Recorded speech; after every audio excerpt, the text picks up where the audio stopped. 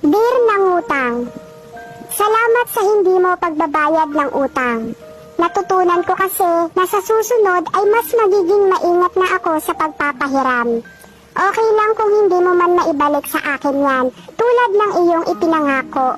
Nawa ay patahimikin ka ng iyong konsensya kung may natitira pa. Huwag kang mag-alala, pinapatawad na kita.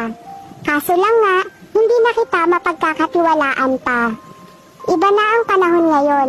Ang nangutang na ang magdidesisyon at ang nagpautang na ang mag-a-adjust. Baliktad na rin talaga ang mundo ngayon. Yung nangutang, feeling blessed. Pero yung nagpautang, feeling stress. Kaya pag sinisingil ka, huwag ka naman feeling agrabyado at feeling ginigipit. Dahil kawawa naman yung nagpautang, siya pa yung lumalabas na masama. Kaya tandaan mo, hindi naman masama ang mangutang.